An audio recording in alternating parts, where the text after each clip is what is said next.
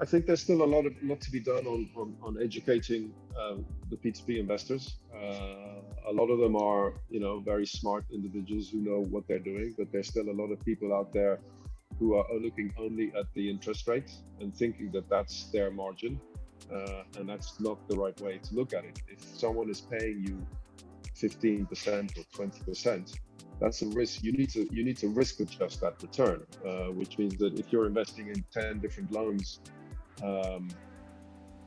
10 different unsecured payday loans, for example, you should probably expect 3 or 4 or 5 of them not to pay you back your capital. So you have to deduct that capital, that expected capital lost.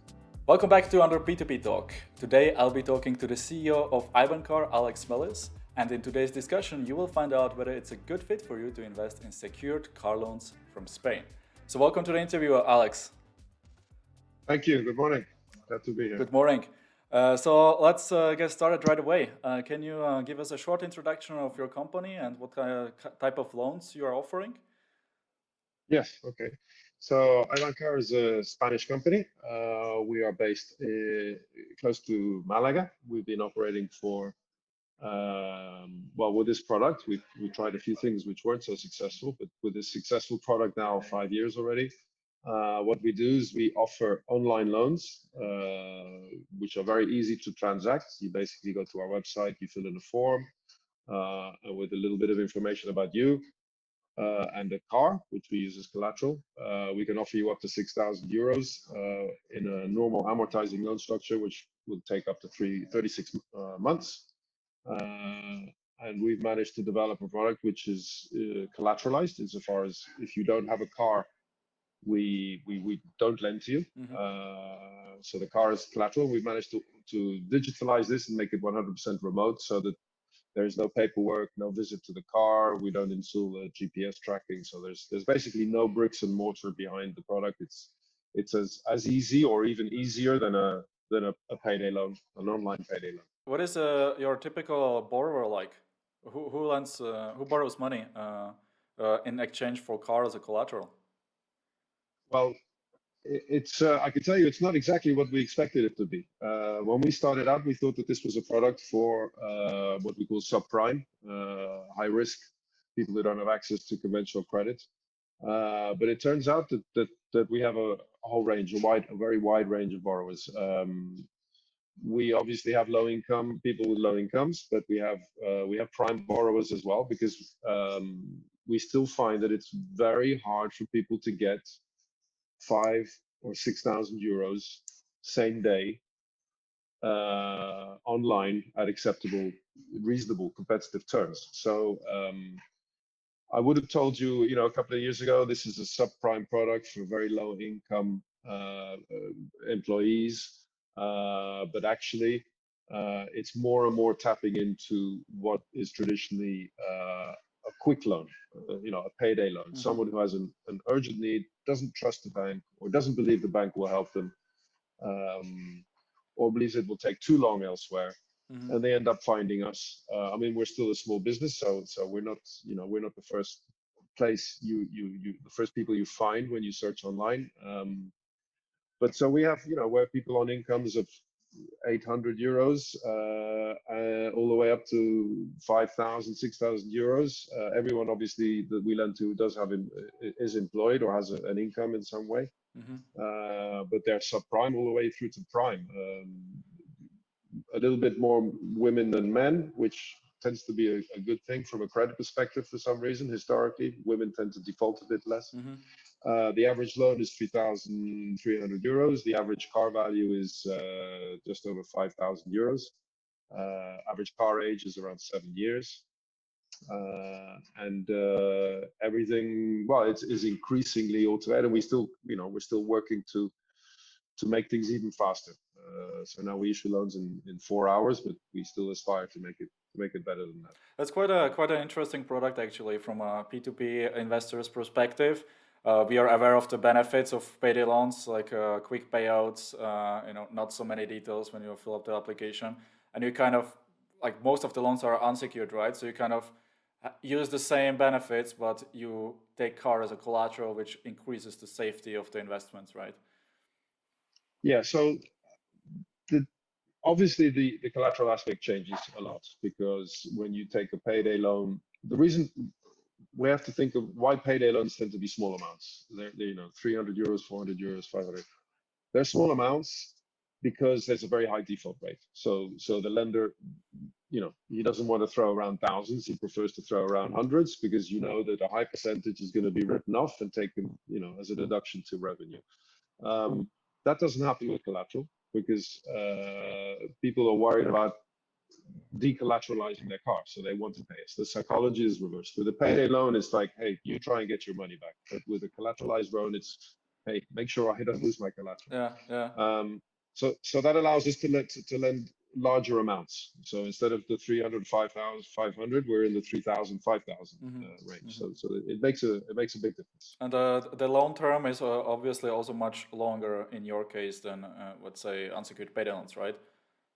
Yes. So one thing we don't like so much about payday loans is the fact that they tend to be revolving credit kind of type of structures. And particularly today, with the cost of acquiring clients, cost of acquiring borrowers, with the whole acquiring leads and converting them, a lot of payday loans are not, payday lenders are not profitable until the client starts to repeat, the second or the third loan. So the natural thing to do is to extend the loan, obviously, to make it to distribute the profit over time. But also, it makes it better for the borrower, right? A lot of people misunderstand payday loans. You're paying an installment to renew the loan after 1 month, but your capital is still the same. You haven't paid anything back. So we thought that the best thing, again, because originally we were targeting subprime, the best thing is for you to start with a high risk and then build that risk down over time. So we amortize the loan. And depending on the age of the car and the income of the borrower, we will offer you a loan between 12 to 36 months. So you don't always get what you ask for, obviously. Everyone asks for 6,000 euros for 36 months, but sometimes we have to come back and say, hey, maybe a little bit less, and maybe you have to pay it back a little bit faster. It's common knowledge that payday loans are extremely expensive, and the APRs can vary from 40 up to over 3,000% per year. What is the APR for your loans? So I think we're competitive. We priced the product with two components. One is a loan component, and the other is a car service component. So our revenue streams, the loan itself runs at 19.8%, and then we have a service fee, which is insured, which the client pays, but gets services which are intended to maintain the value of the car. So, for example, he gets an annual mechanical oil and filter change of the car. We give him insurance, so that if the car is written off, we forgive the loan. But overall, if you look at an all-in cost for the borrower, it's in the 40s. So we're, in Spain, you look at credit cards, revolving credit cards are in the, between 18 and 21, 22%. If you go to a pawn shop and deposit, borrow money against your Rolex or something, you'll be paying 8% per month, so 80, 100% per year. And if you take a payday loan, you'll be paying 400%. So we're not cheap. But we're definitely on the right side, and I think we're well positioned. When it comes to payday loans, P2P investors can earn usually around between 10 to 15%, let's say, per year. How does it look like when they invest in your loans? Okay, so I think we're still quite generous on the P2P front, considering the risk profile. So we're still paying double digits. Between 10 and a quarter and 11 and 3/4%, depending on the maturity and depending on the platform fees. Different fees have different platforms, so we try and look at an all-in cost. To be honest, if I look at the track record, we're probably paying too much, because we have 0 credit losses over 5 years. We have 0.02% credit losses over 5 years. So we're probably overpaying, but I think at the moment we're happy, because we have a good contribution margin, and we like to see that people are waiting for our loans on the platforms. So we're not. Most originators have stock on the platforms continuously. You'll go to Viventor or Bondster or IUVO or Mintos, and you'll find that the originators have a constant stock there. So we don't do that. We pre-finance ourselves with equity, and then every month, every 6 weeks, we take some stock and we post it on one of the marketplaces. And then we pay a good price, we pay a good interest rate, and then we tend to see that everything gets sold out within a couple of days or a week. And we like to keep that cycle going. It keeps the appetite, the investor appetite good.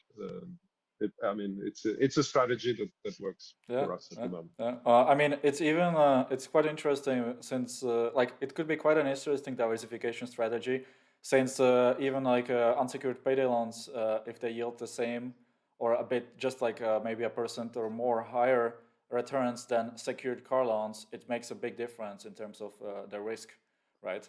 Risk in investing P2P lending. Yeah, I think the P2P marketplace is getting big. Obviously, we are a very, very, very, very small percentage of that. If you have an investment portfolio of 10,000 euros to invest in a P2P marketplace, inevitably you're going to end up with 50% of that probably in some kind of unsecured loan, and you need to offset that with other stuff, property backed or car backed. But there's a lot less of that stuff. So I think if you're going to be in P2P and you have a portfolio which is of some size, it's very hard to avoid the unsecured. In that case, it's you need to compensate, you need to diversify.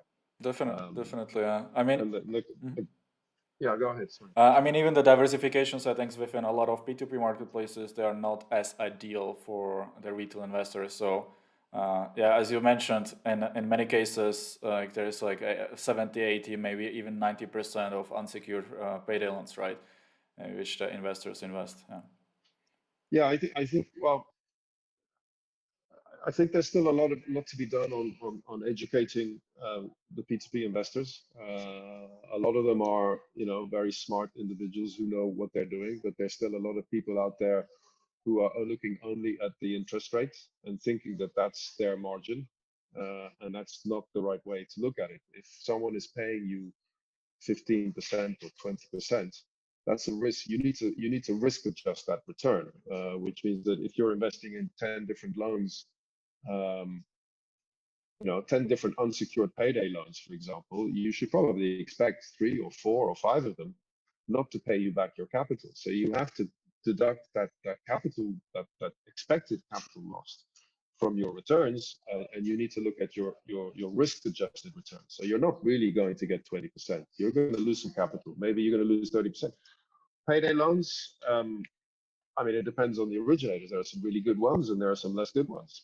But overall, I think the impairments, the losses will vary between 8% and 40%. So it can have a huge impact on your returns. Yeah, definitely. As you mentioned, it always comes down to the loan originators, and every P2P investor should do their own research about the lending companies and trying to understand how they operate before they invest their money, right? Because even as you said, the higher the return, the higher the risk. Unfortunately, it goes both ways. There is also companies that offer really low returns, and the risk is quite high in comparison to many other players, right? So yeah, it's kind of you need to try to navigate through the jungle and make sense of it. The P2P marketplace is it's great, right? It's really great if you're active. But you have to understand as an investor that you can't rely on the platform to do your due diligence. The platforms do due diligence for you, but some do it better and some do it worse. Some have really in-depth financial expertise and others a bit less. And the same goes for the originator. You've got to do your own homework so that if you end up losing money, you don't blame the originator or you don't blame the platform. You have to blame yourself for having made perhaps the wrong decision. So people have to be responsible. I think that's very important in this marketplace if it's going to grow, and it will be regulated more and more. So we'll see more and more rules coming in. I definitely want to expand on the topic of P2P marketplaces, but before we get to that, last year we have seen some implementation in terms of like some markets are getting regulated. I wanted to ask you about the regulatory environment for your market in Spain. How does it look like? Spain, a jungle, basically, is the word. Spain, I think, is the last unregulated consumer credit market in the European Union. which is not a great thing. It's a great thing if you're a startup, because you can just set up a business and bootstrap and learn as you go. So yeah, if you're going to set up a bit like we did, all those years ago, this is almost one of the only places you can start, because unless you have a lot of money, you can't enter another market. So Spain is still a bit of a jungle, although we're now expecting legislation to come in, or regulation to come in at an EU level. And I think it's good. I think Spain needs to be regulated, because there's a lot of bad practice, a lot of bad originators, and that needs to be fixed. Other countries, I think they've gone a bit too far, right? For example, if you look at or too far. If you look at the mainstream European countries, you look at France, you look at Germany, you look at Italy, you look at big countries like Poland. Poland's maybe a bit different, but Germany definitely, it's impossible to start to set up, or very difficult to set up a consumer lending business, because you need a full banking license, or you need to use a fronting bank. So you need to raise a lot of money before you can even start. So a lot of startups are taken out of that market. So I think there needs to be a balance. I think countries like the UK have a good balance. You have a banking license, and then you have a consumer credit license, which is still regulated and easier to obtain and not so expensive. But it's a difficult landscape. It needs more uniformity, I think. It's a bit too diverse at the moment. How do you see your market position within the Spanish car loan market? Well, there are two answers to that. First, you have what we call the niche market, which is the car title loan, or the logbook loan, which is people are looking for a loan which is collateralized by their car. So they're aware of the product, and they're aware of us, because that's what they're looking for. So in that sector, there are really only two players in Spain. One is us, and then there's another. Most of the other players, I mean, there are some smaller people in that market. Most of the other players use a sale and leaseback, so they won't actually issue a loan. They will buy your car and rent it back to you as a borrower, which is it's not really a loan. It's a very different structure. So in Spain, and then the bigger market is people who just want a fast loan. So in that space, I think we're very well positioned. We capture a big portion of the market share. In the wider market is outside the niche, is just, I need a quick loan. I need money now. I need 5,000 euros today. That's obviously a huge market, very competitive market, where we're still starting to position ourselves. And there, the idea is that the car becomes irrelevant. If you need 5,000 euros, you need it today. It doesn't matter whether you're offering your car as collateral. As long as you intend to repay us, it shouldn't matter to you either. So there, obviously, we're still tiny, but then you're competing against banks, lots of huge financial institutions. But we're getting there. I mean, we're originating. We're still small. We're originating 250 to 300,000 euros a month. Raising funding now, so we've just done another funding of closed a big debt facility. So yeah, we're still small. We're still small, but hoping to get bigger, much bigger. Yeah, I hope so too. Many investors are also always, or they're getting more and more educated, and they like to look at the financial reports of lenders in which they invest in. How is your financial performance for last year, and where can investors look it up? Okay, so we're obviously a private company, so we don't publish financial reports in the wider marketplace. We do, so the platforms we use, they do have our financial reports. So in that respect, and they check that what we report is correct. Last year we made a loss, mainly down to legal fees. So at an operating level, we were break even.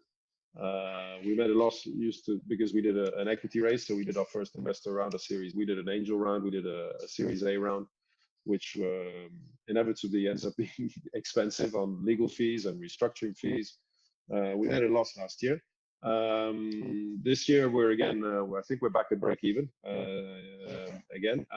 And if we make a loss, it will again be exceptional items related to growth, legal fees, and things like that. but we're financially strong, so we have we have a leverage debt to equity ratio of around 76-77%.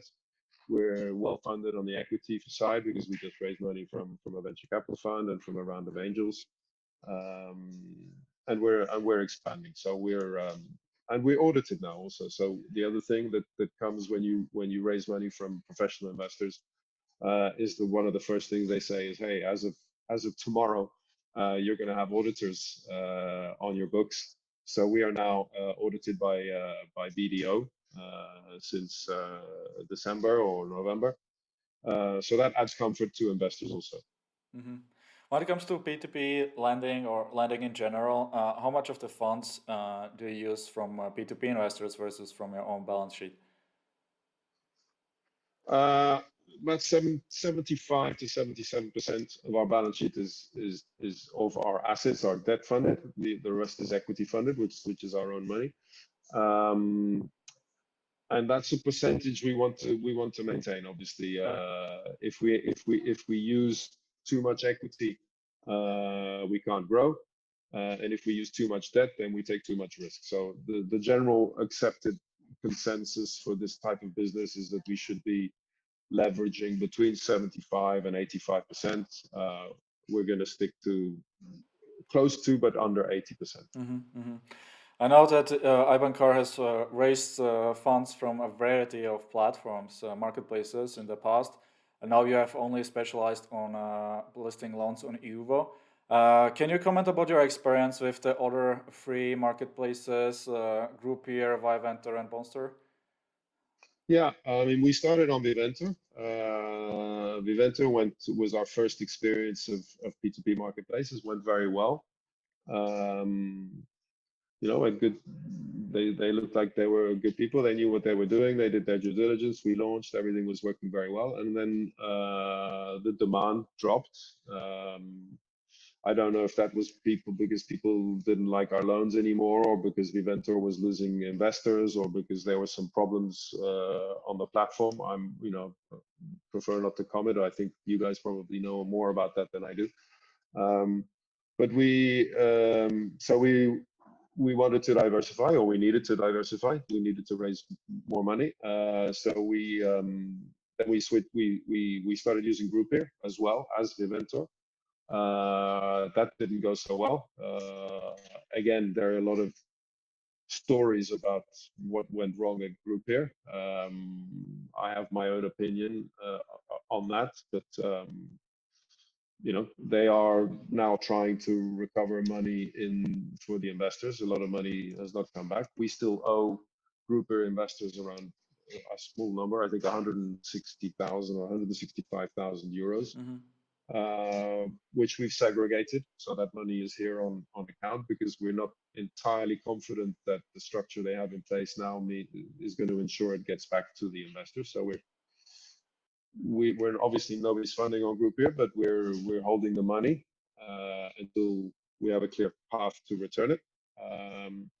Then we used Bondster. Also was a pretty good experience. That went quite well. Pretty competent people with a good understanding of finance, and you can see that when they do due diligence and they look at your business. But there again, I think recently the volume dropped off a lot. There were some changes in the management. The volume dropped, so I think investors may have lost some faith, or they had a different idea. Obviously, after volumes at Viventor dropped off, then Grupeer had a problem, then volumes at Bondster drop off, and I don't know what the causes are. We just see the effects. But Bondster was good, and we will probably return to Bondster at some point, just that the volumes were a bit low. And IUVO was just stood out as being, seemed to survive most of last year pretty well. The volumes obviously dropped a lot, but they came back very quickly. They were very proactive in monitoring the originators. We were having calls with the IUVO team every week, during the peak COVID months last year. So they were very involved, very interested, and I think that's paid off for them. So because we also stopped lending for a while while last year. The volumes dropped. We needed less debt funding, so we didn't need to go to Viventor and Bondster and IUVO. So we said, okay, for now, IUVO is giving us what we need. And we'll continue to work with IUVO because I think they're very good. But we will return to probably to Bondster, maybe other platforms. Yeah, thanks for your opinion on this, because I feel like there is not enough transparency when it comes to how marketplaces monitor loan originators. So it's good to hear from your point of view, like how was your experience with individual marketplaces, right? Before we close off this P2P talk, what's your expansion plan? I've read that you plan to expand in different European countries. How does that look like? Difficult from a strategic perspective, because there is so much we want to do, and obviously limited resources to do that. Project one is Spain, obviously. So people still consider us a niche lender in a little corner of the consumer credit market, but because we've digitalized the product, we can now step out of that niche. So there's a lot to be done in Spain, and I think that's relatively easy because it's just volume. And then the challenge is going to, you decide whether you go for new products, always I think asset-backed or collateralized product, or new countries. And I think now we're kind of looking at new countries, and then you look at where is regulation permissive for a company of our size, and you end up looking to countries like Eastern Europe, while you look at Poland and those countries, and then you look at the UK inevitably, because it has a well-regulated with a good licensing regime. And then you look to Latin America, which is also logical from a language perspective for us. Our team is all Spanish speaking, and there's some good countries like Mexico and Chile in particular. And then, so I mean, I'm kind of taking a shotgun approach here, but these are all the places we're looking into. We have been looking into. We haven't made a final choice, because that's a choice we have to make with our investors, because every new launch requires fresh capital. But though, definitely a new country. Well, so Spain, much bigger in Spain, and then another country in the next 12, 18 months, I would say. Well, that sounds quite exciting. Yeah, well, it is actually, yeah. It is exciting. All right. Alex, thank you so much for all your insights. I think it was very valuable. The community will appreciate it. For the investors who are watching our P2P talk here today, if you think that Ibancar is a good fit for you, you can invest on IUVO Group. We have already wrote a review about them. You can check it out on p2pempire.com. Alex, thank you so much for joining, and I wish you all the best. Thanks for your time. Great.